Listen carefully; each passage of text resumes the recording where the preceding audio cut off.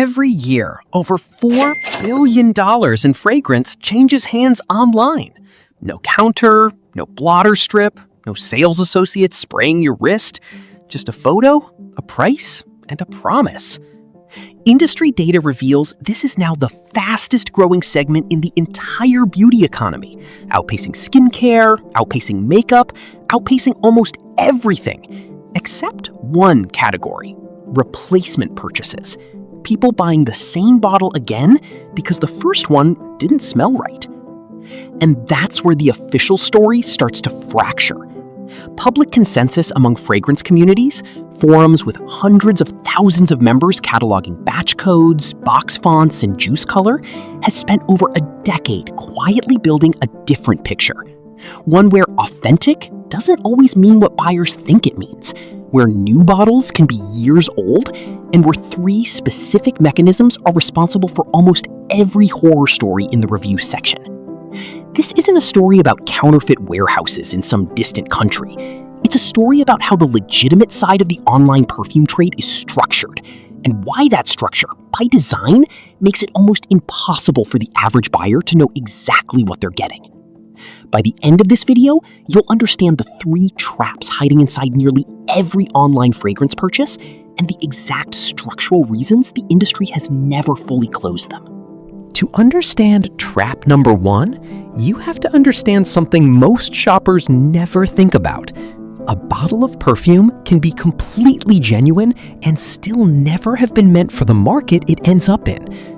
Market analysts trace this back to what's called the gray market: surplus inventory, duty-free overstock, and regional allocations that get diverted and resold outside their intended distribution channel. It is not counterfeit. The juice is real, the bottle is real, but it may have sat in an unregulated warehouse for 2 or 3 years before reaching a discount retailer's shelf. And fragrance, unlike most consumer goods, is chemically alive. Community-backed data breakdowns from long-running enthusiast archives consistently show that heat exposure and prolonged storage accelerate the breakdown of top-note molecules: the citrus, the aldehydes, the sharp opening notes designed to hook you in the first 10 seconds.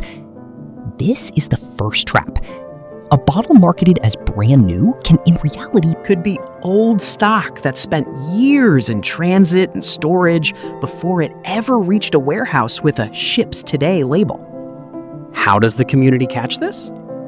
Batch codes. Nearly every major fragrance house stamps bottles with a manufacturing code, hidden on the base, the box flap, or the cellophane seal. Public tracking databases, maintained largely by hobbyists rather than brands themselves, allow buyers to cross-reference that code against a manufacturing year. Analytical reports on this practice consistently note the same irony. The brands themselves rarely publish these decoding charts. That work has been reverse engineered almost entirely by the consumer base, out of necessity. So why would a retailer sell inventory this old at a steep discount instead of destroying it? Because destruction costs money, and gray market resale doesn't. Industry data reveals that liquidation brokers routinely purchase distressed, near-expired, or overstocked fragrance lots for pennies on the dollar, specifically because online marketplaces provide a low-friction outlet where sell-through doesn't require disclosing the product's shelf history. That's trap 1. But age alone doesn't explain every disappointing bottle, because sometimes the perfume you receive was never quite the perfume you thought you were ordering in the first place. Trap number 2 doesn't involve age or authenticity at all. It involves something the fragrance industry rarely advertises: formulas change. Historical tracking indicates that most long-running fragrances are reformulated multiple times over their commercial life, sometimes due to regulatory restrictions on specific aromatic compounds, sometimes due to raw material cost, and sometimes due to sourcing shortages for natural ingredients like sandalwood or oak moss. International fragrance regulatory bodies periodically cap or ban certain molecules over long-term skin sensitization concerns. When that happens, brands don't announce a relaunch. they quietly substitute the restricted ingredient and keep selling the bottle under the exact same name, the exact same packaging, the exact same barcode. This means two consumers can buy what appears to be the identical product years apart and experience a meaningfully different scent with zero disclosure that anything changed at all. This is precisely why online reviews for the same fragrance can look contradictory. 5-star praise sitting beside 1-star disappointment. Both technically accurate, both describing genuine bottles, just from different production years. Market analysts note that natural ingredient volatility compounds this further. A poor sandalwood harvest, a shortage of Bulgarian rose oil, or rising costs of a rare resin can quietly shift a formula's ratio even without a regulatory trigger. So when a buyer orders online expecting the fragrance they remember from a department store counter 5 years ago, they may be entering a transaction with an invisible variable neither the retailer nor, in most cases, the brand itself is required to disclose. 2 traps down, but there's a third, and this one has less to do with the bottle and everything to do with the platform selling it. Trap number 3 is structural, and it explains why the first 2 traps are so hard to escape, no matter how careful a buyer tries to be. Many major online marketplaces allow multiple third-party sellers to compete for the exact same product listing, meaning the glossy photo a buyer sees may have nothing to do with which specific seller, warehouse, or stock batch actually fulfills that order. Public consensus among fragrance retail analysts describes this as a race to the bottom pricing structure.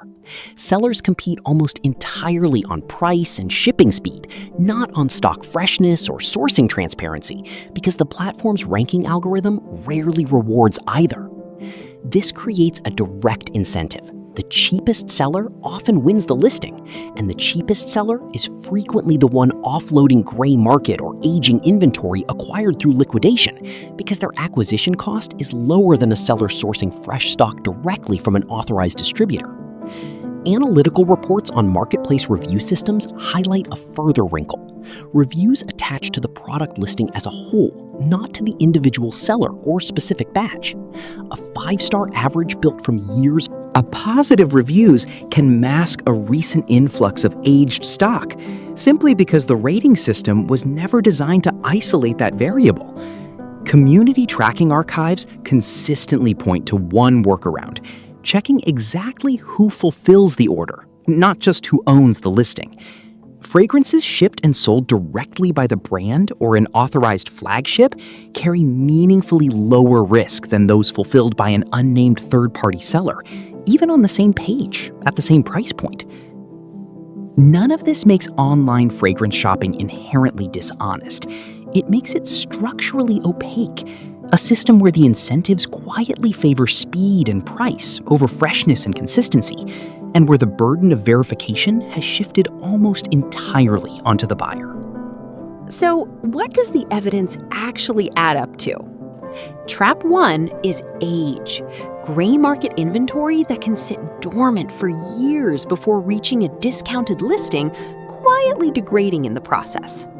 Trap 2 is formulation drift, the same name and packaging masking a genuinely different scent due to regulatory or ingredient shifts.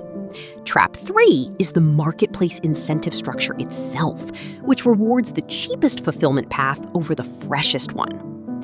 Based on the evidence presented, a few practical guardrails emerge. Cross-referencing a bottle's batch code against a public decoding archive before purchase. Prioritizing listings explicitly fulfilled by the brand or an authorized retailer rather than an unnamed third party, and treating unusually steep discounts well below typical retail pricing less as a bargain and more as a signal worth investigating before checkout. None of this is about avoiding online fragrance shopping altogether. It's about understanding that a bottle's price tag rarely tells the whole story of where it's been, how old it is, or what exactly it's been quietly becoming. So the real question isn't which brand to trust. It's this. The next time you see a fragrance discounted 40% below every other retailer, what do you think you're actually paying for?